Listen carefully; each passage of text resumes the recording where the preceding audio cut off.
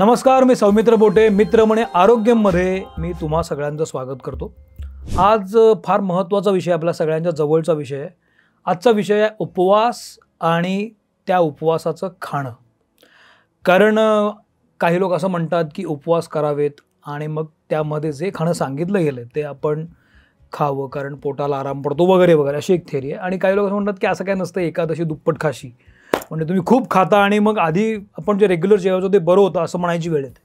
तर मग नेमकं उपवास काय आहे, काय खाल्लं पाहिजे, किती खाल्लं पाहिजे, या सगळ्या संदर्भात बोलण्यासाठी आज आपल्याकडे आलेले आहेत डॉक्टर मानसी मेहेंदळे दामणकर. तुमचं मी मनपूर्वक स्वागत करतो. मानसी, नमस्कार. मानसी यांना तुम्ही बऱ्याचदा सोशल मीडियावर पाहिलेलं असेल वेगवेगळ्या विषयांवर बोलताना, आणि मुळात आयुर्वेदामध्ये त्यांचा खूप मोठा अभ्यास आणि आहार यातले त्या तज्ज्ञ आहेत. तर मग अशी व्यक्ती जर आपल्याला मिळत असेल तर आपण या संधीचं सोनं केलं पाहिजे. म्हणून मग ह्या उपवासाचं सोनं करण्यासाठी आज तुम्ही इथं आहात. तुमचं स्वागत. खरं तर उपवासाचा अर्थ असा आहे की तुम्ही तुमच्या मनावरील वासनांवर नियंत्रण मिळवणं. की आपण त्या दिवशी जर जड अशी साबुदाण्याची खिचडीच पहिले खाल्ली, विषयच संपला. जर तुम्ही प्रमाणात खाल्लं तर प्रत्येक पदार्थ चांगला आहे ना. आता माझा नवरा काहीही खात नाही त्या दिवशी, उपवासाच्या दिवशी पूर्ण, आणि दिवसभर त्यांनी 16 सोमवार पण केलेले. उपवासाचा हेतूच लंघन करणे, कमीत कमी खाणे, असं असताना तुम्ही श्रीखंड, बासुंदी असं तो दुधापासून बनतं म्हणून खायला लागला तर कसं होणार?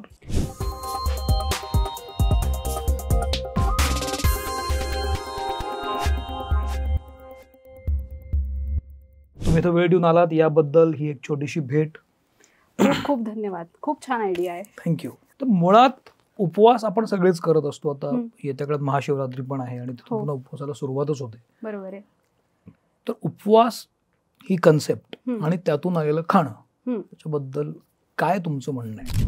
सौमित्रजी, सगळ्यात पहिले आपल्याला समजायला हवं की उपवास म्हणजे काय. की उपवास म्हणजे देवाच्या सानिध्यामध्ये केलेला वास म्हणजे उपवास.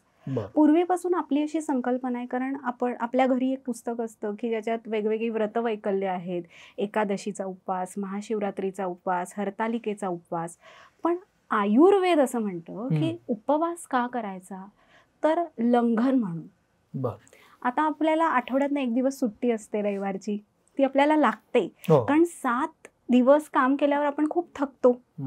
म्हणजे आपली चयापचय प्रक्रिया आपल्या शरीरामध्ये जी होत असते तिला पण कधीतरी आराम द्यायला हवं. बरोबर. नाही तर मग पोटाचा घेर वाढणं, इतर सगळ्या समस्या लाईंड अप होत जातात. आपला आहार हा इतका महत्वाचा आहे की म्हणजे उपवास जेव्हा आपण करतो तेव्हा खरं म्हटलं तर आपण हलका आहार घ्यायला पाहिजे. उपवास म्हणजे लघु आहार, लंघन हे त्या दिवशी करणं गरजेचं आहे. की आपण त्या दिवशी जर जड अशी साबुदाण्याची खिचडीच पहिले खाल्ली, विषय संपला. कारण आपली भूकच मरते, अग्निमंद होतो. पण 100 पैकी 90 घरांमध्ये पहिल्यांदा खिचडीच बनते. कारण ते सेफेस्ट फूड आहे ना, की आपल्याला इझिली अवेलेबल आहे आणि चविष्ट आहे. आपल्या प्रत्येकाला कसं असतं की मला खायला साबुदाण्याची खिचडी मिळणार हाच आनंद जास्त असतो. पण साबुदाण्याची खिचडी आपण म्हटलं तर ज्यांना त्रास आहे, म्हणजे आपण प्रत्येकाला वेगवेगळ्या कॅटेगरीमध्ये ठेवू शकतो ना, प्रत्येकाची प्रकृती वेगळी आहे.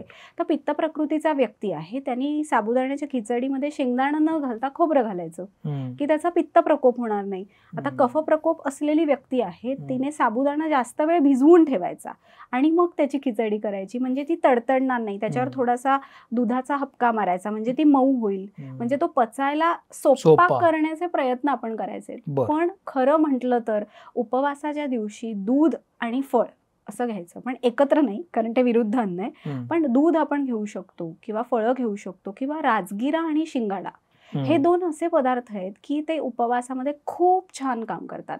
राजगिरा असा पदार्थ आहे की जो आपण दुधातनं भिजवून जर घेतला तर त्यांनी ऍसिडिटी होत नाही, पचायला सोपा आणि उपास पण होतो. पण त्याचा फॉर्मॅट म्हणजे राजगिराचा लाडू वगैरे होतो तोच फॉर्मॅट असतो ना?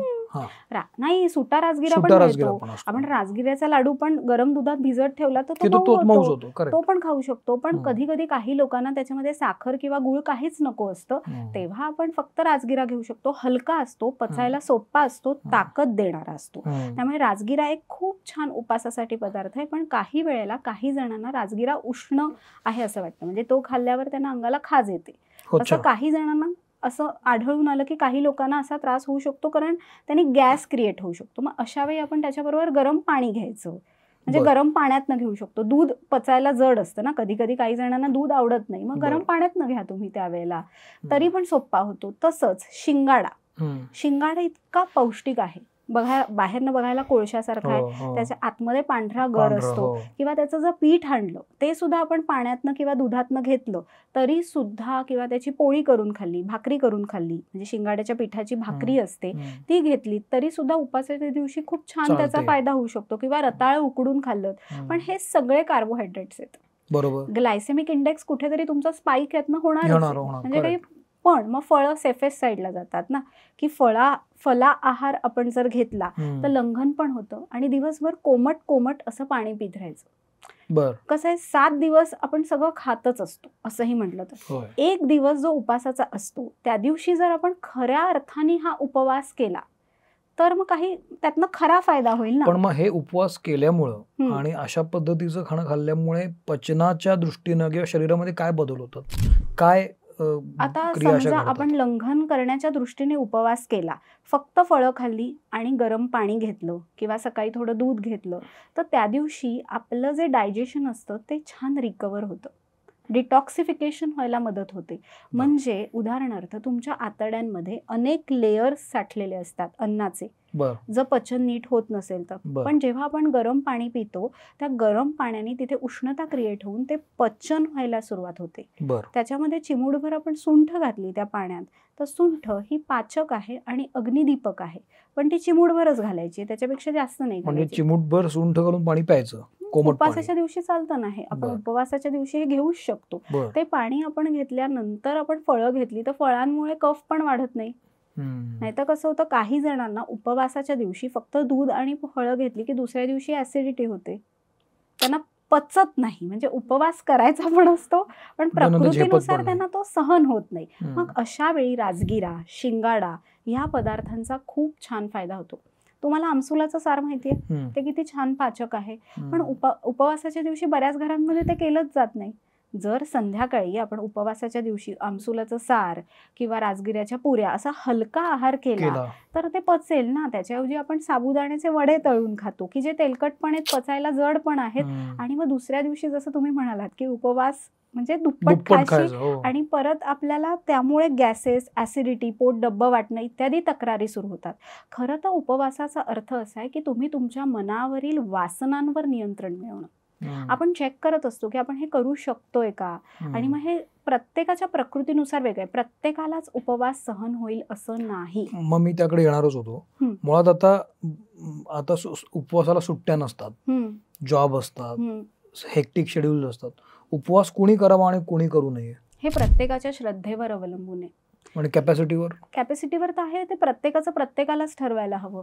आज आपण वेगवेगळ्या धर्मांमध्ये बघतो, पर्युषण नावाचं जे असतं तेव्हा कित्येक लहान मुलं सुद्धा उपवास करतात, गरम पाण्यावर राहतात, मनाची ताकद वाढते. उपवासाने आपल्याला कळतं की यस आपण करू शकतो. लहानपणापासून जर मुलं हे शिकली ना तर ते नक्की करतात. लहान मुलांनी उपवास करावेत.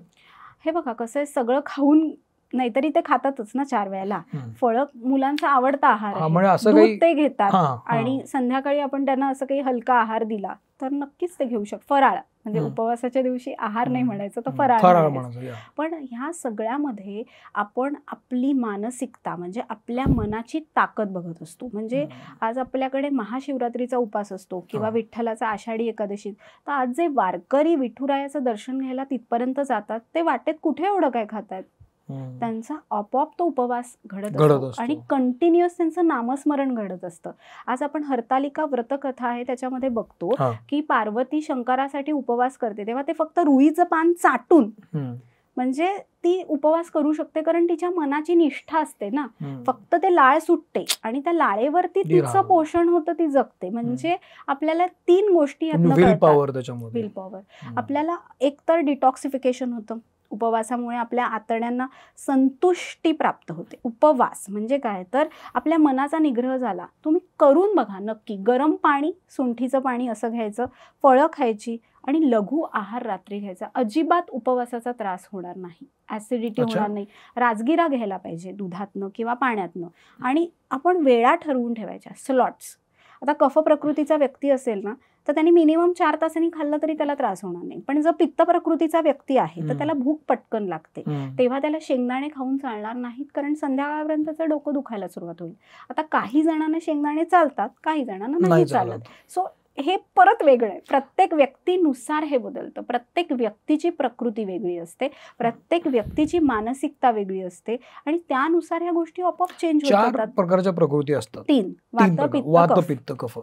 तर वात वाल्यांनी काय काळजी घ्यायला पाहिजे? आता वात प्रकृतीवाले ऑलरेडी कृश व्यक्ती असतात, त्यांचा अग्नी जो असतो तो मंद असतो, त्यामुळे त्यांना ऑलरेडी कॉन्स्टिपेशनचा त्रास असतो. त्यामुळे त्यांनी जड पदार्थ खायचाच नाही. त्यांनी पाणी गरम व्यवस्थित घ्यायचं, त्याच्याबरोबर त्यांनी तळलेले पदार्थ न घेता तुपाबरोबरचे पदार्थ घ्यायचे. म्हणजे काय, रताळ उकडून खायचं, पोट भरलेलं होतं. खजूर किती चांगलं आहे, खजूर ते 2 तुपाबरोबर घेतले तरी छान फायदा होऊ शकतो. किंवा त्यांच्यासाठी महत्वाचं म्हणजे काय की त्यांना गॅस जनरेट नाही व्हायला पाहिजे, तर त्यांनी बटाट्याचे पदार्थ त्या दिवशी नाही खायचे.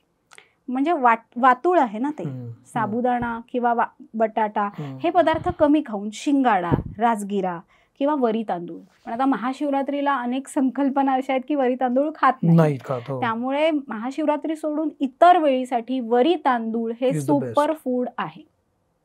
बटाट्याचा उल्लेख तुम्ही केलात, पण बटाटा बऱ्याचदा नेहमीच वापरला जातो, सगळ्यांचा आवडता आहे तो, सगळ्यांचा आवडता आहे आणि तो खिचडीपासनं सगळीकडे तो असतो. तर मग बटाटा हा किती खाल्ला पाहिजे आपण उपवासामध्ये, तो किती महत्वाचा? बटाटा का आपण इझिली अवेलेबल आहे, पचायला जड असला ना तरी तो आवडता आहे.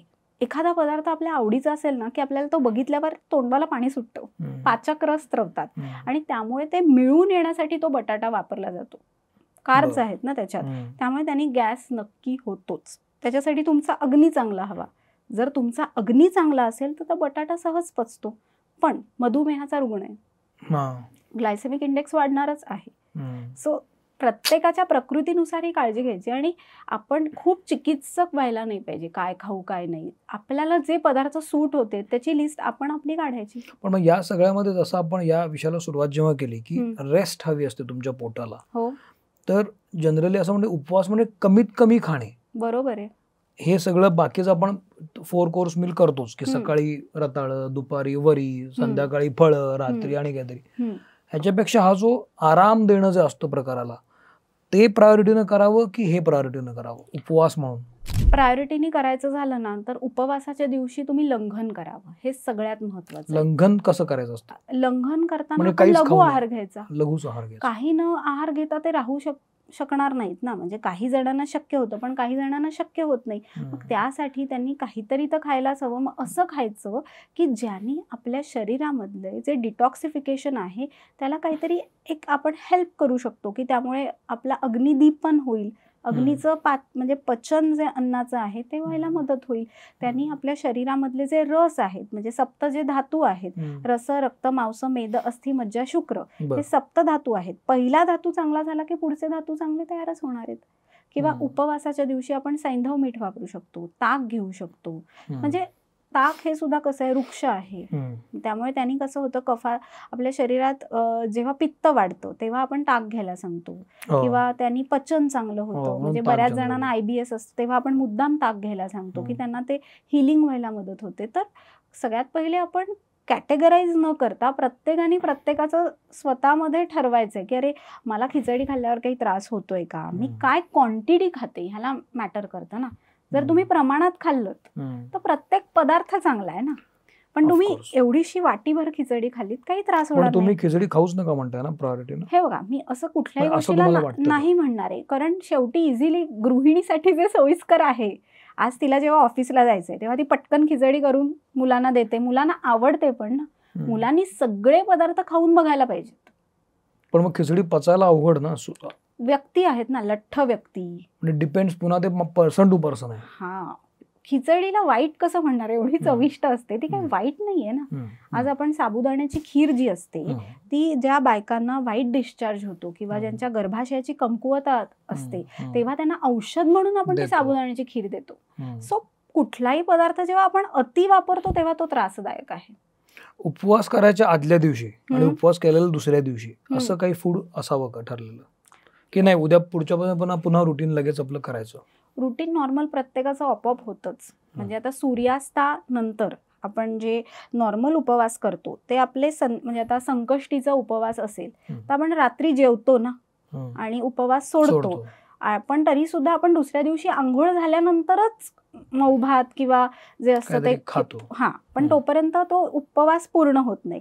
आणि महाशिवरात्र किंवा आषाढी एकादशी हे जे उपवास आहेत ते सूर्योदयापासून दुसऱ्या दिवशी सूर्योदयापर्यंत असतात. मग त्या दिवशी आपण रात्री जेवत नाही ना. मग त्या दुसऱ्या दिवशी पहिले आपण आंघोळ झाल्यानंतर स्नान केल्यानंतर देवाला नमस्कार करायचा आणि मग काही आहार. पण तेव्हा पण आपण असं म्हणतो ना की तेव्हा पण तामसिक ज्या गोष्टी आहेत की म्हणजे लसूण, कांदा लसूण हे दुसऱ्या दिवशी लगेच खाऊ नये. एकादशी आणि द्वादशी ना लगेच नको. तुम्ही उपवास करता? मी उपवास करते. पण मला माझी पित्त प्रकृती असल्यामुळे मला उपवास म्हणजे फार कठीण जातो. म्हणजे मला करायला एवढा जमत नाही. पहिले मी दूध आणि फळ एवढं खाऊन उपवास करायचे. पण जसं नंतर काही गोष्टी बदलल्या, कामाचा स्ट्रेस वाढला आणि तेव्हापासून मग मी बटाट्याचं थालीपीठ करून खाते. कारण बटाटा आणि मला तर काप्स हवेच आहेत. सो माझ्यासाठी ते लाईक अमृत आहे. लिंबाचं लोणचं आणि बटाट्याचं थालीपीठ किंवा कोकम सार असतं किंवा आपण म्हणतो ना ह्याचं पीठ राजगिऱ्याच्या पिठाचे असे छोटे छोटे कटलेट्स करून त्याच्यामध्ये ते खूप सुंदर लागतात. आणि आमसुलाचं सार. सो आमच्याकडे अशा गोष्टी असतात की थालीपीठ तर असतंच असतं. पण ज्यांना आता माझा नवरा काहीही खात नाही त्या दिवशी उपवासाच्या दिवशी. पूर्ण तो गरम पाणी घेतो. सकाळी एकदा तो कॉफी किंवा चहा असं काहीतरी घेईल आणि दिवसभर त्यांनी 16 सोमवार पण केलेले आहेत. त्यामुळे ही कॅन डू इट. म्हणजे उपवासाला कॉफी चहा वगैरे चालतं. ह्या संकल्पना आपणच केलेल्या आहेत ना की काय चालतं काय नाही चालत. आता उपवासाला बरेच लोक म्हणजे आपण हे घेतो ना ड्रायफ्रुट्सची खीर किंवा हे सगळं खातात ना. श्रीखंड चालतं, राजगिऱ्याची भाकरी खरंच चालतं का की आता ते आपण चालवून घ्यायला लागलोय? नाही, दुधापासून बनवलेला पदार्थ आहे ना श्रीखंड. चालणारच आहे, त्याच्यात काही नाही. उपवासाचा हेतूच लंघन करणे, कमीत कमी खाणे असं असताना तुम्ही श्रीखंड, बासुंदी असं तो दुधापासून बनतं म्हणून खायला लागला तर कसं होणार? पण ही संकल्पना आपण बदलण्यासाठी आपण प्रत्येकाच्या हृदयामध्ये जाऊन ते चेंज नाही करू शकत. म्हणजे मुद्दा आहे की पुन्हा तुम्ही ग्रास रूट कडे आलं पाहिजे. एक्झॅक्टली कशासाठी? एक्झॅक्टली आपण का करतो? आता माझ्या आजे सासूबाई होत्या त्या 100 वर्ष जगल्या. पण उपवासाच्या दिवसाची त्यांची आधी तयारी असायची की ते साठं असतात ना, आंब्याचं साठं, फणसाचं साठं तयारी करून ठेवलेली असायची. भोपळ्याची भाजी उपवासाच्या दिवशी जिऱ्याची फोडणी घालून ते आजीचं सगळं ठरलेलं असायचं. की नाही भाजीच खायची ती फक्त. म्हणजे ते थालीपीठ वगैरे नाही खायची. अच्छा, फक्त तेवढंच. तिला ते खूप आवडायचं. पण ते रात्री असायचं ठरलेल्या गोष्टी त्या प्रत्येकाला ज्या. किंवा मिरगुंड असतात उपवासाला, बटाट्याचा पापड असतो पण तो न तळता आपण भाजून खायचा. म्हणजे तळलेला म्हणजे तेल आलं ना परत त्याच्यात. सो आपण म्हणजे एकूण उपवास हा महत्वाचाच आहे. उपवास केलाच पाहिजे, शरीरासाठी फार महत्वाचं आहे. म्हणजे हे बरोबर आहे. दोन्ही गोष्टी आहेत ना, शरीरासाठी आणि मनासाठी. जास्त करून मनासाठी की आपण मनावर नियंत्रण कसं मिळवतोय. आणि त्या दिवशी आपण जर नामस्मरण जर केलं, ज्या आता समजा महाशिवरात्रीचा उपवास आहे तर आपण ओम नमः शिवाय म्हणू शकतो. आज आपण देवाला पंचामृताचा अभिषेक करतो, त्याच्यापेक्षा ते पंचामृत आपण घेतलं तर ते आतल्या आपल्या शिवाला मिळेल ना. की आपण असं म्हणतो की देव बाहेर बघण्यापेक्षा आपल्यामध्ये आहे, त्याला आपण ओळखायचंय. ह्या उपवासाच्या चर्चेमध्ये आता आपण आहोत ना, तर जनरली असं होतं की मी आता आज उपवास आहे माझा, पण मी बाहेर गेलोय आणि बाहेर मी उपवासाचे पदार्थ हॉटेलमध्ये खाल्ले किंवा हॉटेलमधून बाहेरून उपवासाचे पदार्थ मागवलेत. मग खिचडी असते, साबुदाणा वडा असतो, श्रीखंड असतं, बऱ्याच गोष्टी. या बाहेरून मागवलेल्या गोष्टी खाणं आणि ह्या उपवासाला किती चालतात? तुमचं रेकमेंडेशन काय आहे सगळ्यामध्ये? बघा, घरी केलेल्या पदार्थांची चव किंवा त्यांची शुद्धता ही 100% असते. आईचं प्रेम असतं त्याच्यामध्ये. पण आजची गृहिणी ही फक्त घर नाही सांभाळते, तिला तिची नोकरी करायची आहे. सो तिच्याही काही लिमिटेशन्स आहेत. सो सगळं सांभाळून करायचंय. पण तिने आदल्या दिवशी डिंकाचे लाडू, अळीवाचे लाडू, असे काही घरगुती पदार्थ की जे उपवासाला चालतात हे तिने आधी करून ठेवले तर तिची पण सोय होते. आणि आता मायक्रो कुटुंब झाली आहेत ना, आज आपल्या घरामध्ये जर सासूबाई, सून अशी जर सगळेजण असतील तर ते काम शेअर कोणीतरी काहीतरी करून ठेवतं असतं घरी, बरोबर. त्यामुळे आता कसं आहे, मायक्रो फॅमिलीज असल्यामुळे पटकन सगळे बिझी आहेत. आता हे करायला वेळ कोणाला आहे, कारण ती थालीपीठं लावायची आहेत, घरात 10 माणसं आहेत तर 20 थालीपीठं लागतील, ती बाई बाहेर जाऊच शकणार. सो त्यासाठी काही वेळा आपल्याला या गोष्टी करायला लागतात. आता आपण काय करू शकतो, बटाटा वेफर्स असतात तर ते चांगल्या आधीच घरी काप करून त्याचं काही करून ठेवू शकलो, किंवा केळ्याचं पीठ असतं, त्या केळ्याच्या पिठाचे लाडू छान होतात, ते उपवासाला चालू शकतात. तर शिंगाड्याचे लाडू जे पौष्टिक पदार्थ आहेत, फळं आणून ठेवायची, दूध आणून ठेवायचं, की ज्यामुळे तो उपवास तुम्ही मनापासून करा. म्हणजे तुम्ही रेकमेंड असं करता की घरी बनवावं, घरी तो बाहेरचं नको. ओके, मला असं वाटतं की हा उपवास आणि एकूण त्याचे पदार्थ यातला बरीच माहिती मला मिळाली आहे. आणि बऱ्याच काही गैरसमजुती पण असतात, काही मिथ्स असतात, त्या पण आता यातून स्वच्छ क्लिअर झालेल्या आहेत. एकूण उपवास हा लंघनासाठी असावा, पोटाला आराम देण्यासाठी आहे. त्या दृष्टीनं जे काही खावं असं वाटतं ते खावं, नाहीतर मग ते एकादशी दुप्पट खाशी होतं. तर तुम्ही उपवास करा, पण जपून करा आणि काळजी घ्या. डॉक्टर, तुम्ही वेळ देऊन मित्रमणे आरोग्यमध्ये आलात आणि उपवासाबद्दल सांगितलं, त्याबद्दल खरंच आभार. हा एपिसोड कसा वाटला मला जरूर सांगा. उपवासाबद्दल तुमचे काही प्रश्न असतील तर तुम्ही मला विचारू शकता, डॉक्टरनं विचारू शकता. त्या इन्स्टावर ॲक्टिव्ह आहेत, मीही आहे, त्यामुळे त्यावरही आम्ही त्याच्याबद्दल उत्तरं देऊ. तर काळजी घ्या आणि आरोग्यम नक्की पहा, मित्रमणे आरोग्यम, कारण आपल्याला तब्येतीत राहायचं आहे. Thank you very much. Thank you doctor. नमस्कार.